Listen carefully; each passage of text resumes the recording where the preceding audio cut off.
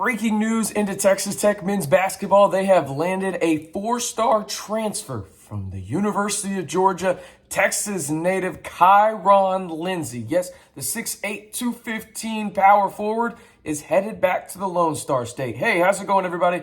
I'm RC Maxfield reminding you for the most breaking Texas Tech news, be sure to hit that subscribe button to stay in the know on everything Texas Tech right here on the Back to 12 podcast channel. All right, let's jump into this because this is kind of reminiscent of last year for Texas Tech, where they landed another four-star recruit, mid-year enroll league. You may know him. He's a starter for the Red Raiders right now in Jalen Tyson, albeit a little bit different situation as Jalen Tyson was originally committed to the Red Raiders. Lindsay was actually originally committed to UNLV, then flipped his commitment to the Bulldogs of Georgia, but recently entered the transfer portal about 3 days before the new year, actually, and took unofficial visits to TCU, where he actually got to see the Red Raiders play on New Year's Eve to open up Big 12 play, and he also took a visit on January 3rd, Tuesday, to Texas Tech to see the Red Raiders face off against, at the time, number 3 Kansas. What is Texas Tech getting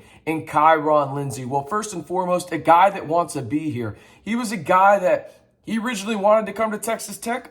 Due to other circumstances, there wasn't a roster spot available, so he ended up going to Georgia. Now, when it comes to his on-the-court game, he's kind of a hybrid between Kevin Obanor and, well, Jalen Tyson. And what I mean by that is when I watch his game, he's a lefty now.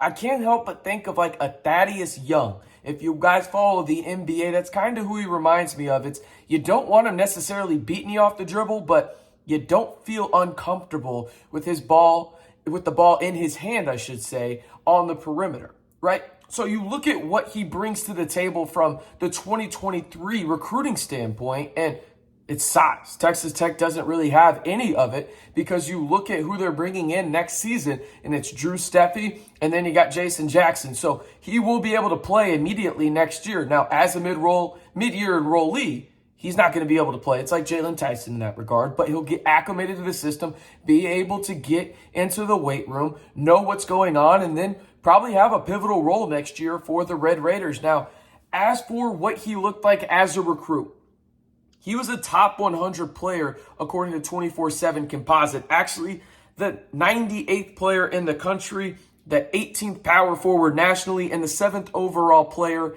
in the state of Texas for the class of 2022. Again, went out to Georgia and performed pretty well, honestly. 6 points, 2 points per game, 5.2 rebounds, recorded 1 double-double in his young career out at Georgia against Miami of Ohio, where he had 14 points and 10 rebounds. But other than that, it was kind of ebbs and flows, as you would expect from a true freshman. Now, when you look at what he could do for the Red Raiders from his role standpoint, I do think he allows for some versatility. I think he can be that guy that comes in and not maybe produces at the level of Kevin Obanor, but comes into that kind of role where he gets his spot at the three-point line and then he's just a beast on the boards. I think he's that kind of guy. He's uber athletic. He's not going to wow you with his vertical or anything, but he's got a little bit of ups. But he's the kind of guy that isn't afraid to go with his back towards the basket and make a good skip pass to the open three in the corner or really get his guards involved off the pick and roll. That's probably the most exciting thing about his game, in my opinion, for Texas Tech is what he can do in the pick and roll, because I think defenses are going to have to at least respect him from deep. You know, he's not the most, I guess, you're not going to say, oh, he's Kevin Obanor from 3. No, he's not. He really isn't. And for example, he's 1 for 2 at Georgia.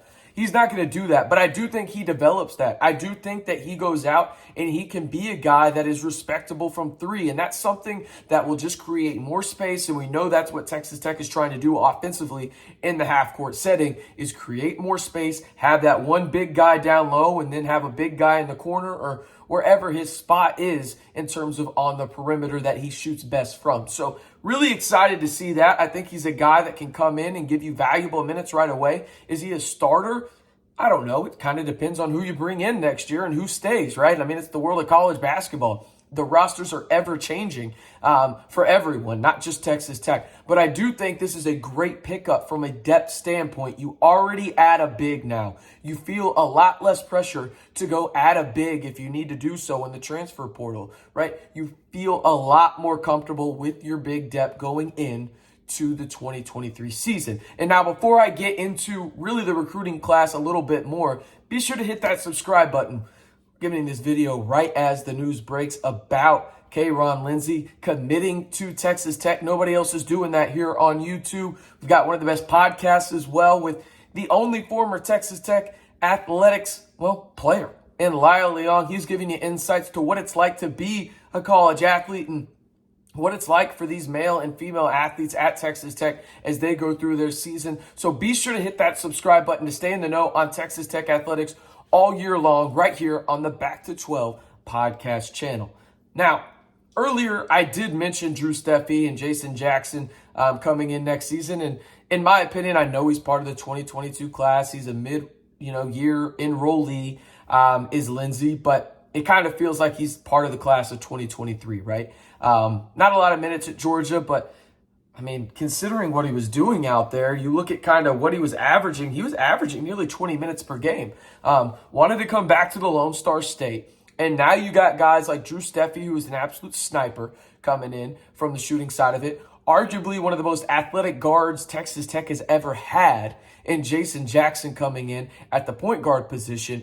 And now you're going to have a guy in KyeRon Lindsay that really allows those guys to function in space and really allows them to accentuate their talents even more so. Again, I'm not saying he's going to step in and be that Kevin O'Banner type guy, but I think he could have a similar type role, maybe more in the mid-range though, where he could be that guy at the top of the key that is a facilitator and also isn't afraid to shoot from that 12 to 15, 16 foot range on the basketball floor. And I think he will expand his range to three-pointers as well, but only took threes at Georgia. So when you look at what they're trying to do, this is exactly what is fitting towards the Texas Tech system right now.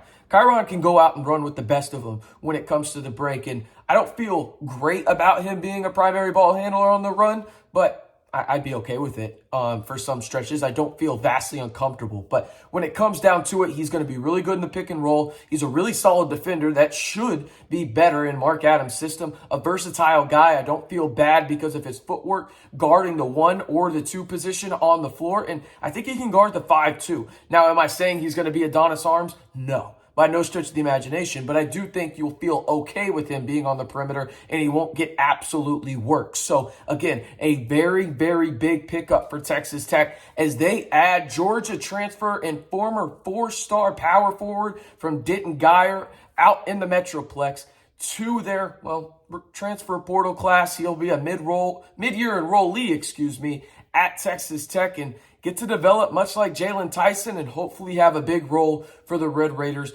in 2023. One more time, if you haven't already, be sure to hit that subscribe button to stay in the know on Texas Tech athletics all year long, right here on your one-stop shop for everything Red Raider Nation needs. Of course, I'm talking about the Back to 12 podcast channel.